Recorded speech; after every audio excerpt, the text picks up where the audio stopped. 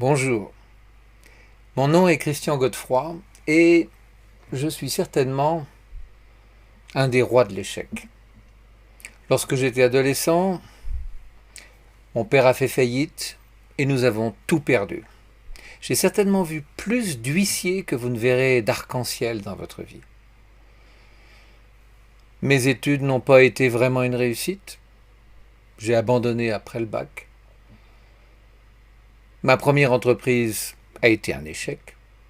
Ma deuxième entreprise a été un échec. Mon premier mariage a été un échec. Mon deuxième mariage a été un échec. J'ai ainsi vogué d'échec en échec, en essayant de toutes mes forces de réussir, jusqu'au jour où j'ai rencontré John Green, un Australien qui réussissait tout ce qu'il entreprenait. Et il m'a donné deux leçons. La première, il m'a dit, il y a deux façons de voir le monde. Soit tu penses que tu réussis ou tu échoues à cause de la chance, des événements, de la conjoncture, du karma, des étoiles, à cause des autres. Soit tu penses que tout, je dis bien tout ce qui t'arrive, est dû à toi, et que tu attires tout ce qui t'arrive, y compris la maladie, le malheur, la pauvreté. C'est toi, et tes pensées, ta façon d'être, qui attire tout cela. La deuxième chose, c'est qu'il m'a dit que la clé du succès, il appelait ça attraction versus promotion. La clé du succès, ça n'est pas de poursuivre le succès, de courir derrière. Non, non. La clé du succès, c'est de l'attirer. Écoutez bien ça. Le succès s'attire. Il ne se poursuit pas. Et alors, comment fait-on pour attirer le succès? Eh bien, c'est très simple.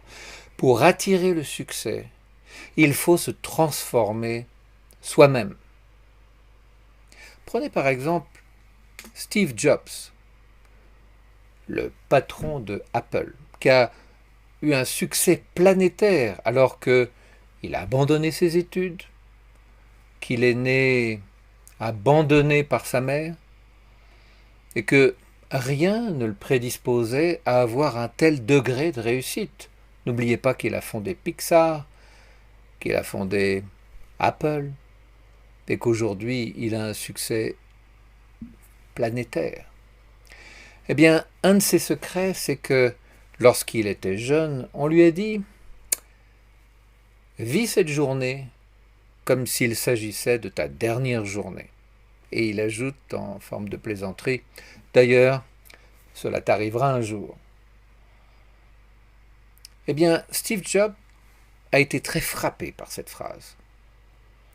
Et il en a fait une règle de vie. C'est-à-dire que chaque jour qui passe, il se pose la question suivante. Est-ce que si ce jour était le dernier jour de ma vie, je ferais ce que je fais maintenant? Posez-vous la question. Est-ce que si ce jour était le dernier jour de votre vie, vous auriez des projets modestes? Vous regarderiez la télévision? Vous joueriez à des jeux vidéo? Vous auriez les activités que vous avez maintenant? Ou est-ce que vous vous lanceriez dans quelque chose de grand? Ou est-ce que vous exploiteriez votre plein potentiel? Eh bien, cette simple question a changé la vie de Steve Jobs. Et il a attiré dans sa vie des succès phénoménaux. Alors on peut se poser la question, pourquoi l'échec? Pourquoi Steve Jobs, par exemple, a-t-il été rejeté, viré de Apple? Pourquoi est-ce que nous connaissons l'échec? Eh bien, la raison, elle est très simple. C'est toujours la loi de l'attraction. C'est-à-dire que l'échec ne vient pas par hasard. Nous attirons l'échec. nous attirons l'échec, de même que nous attirons le succès. C'est un domaine qui me passionne, qui m'a toujours passionné.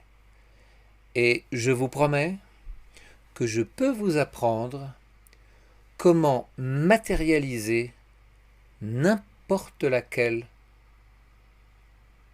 de vos pensées, de vos désirs. Vous voulez avoir plus d'argent? Vous pouvez le matérialiser. Vous voulez avoir plus d'amour, plus de santé, plus de succès, plus de bonheur? C'est possible. Et je ne parle pas d'un événement ou d'une coïncidence de temps en temps qui vous donne à penser qu'effectivement on attire ce que l'on souhaite.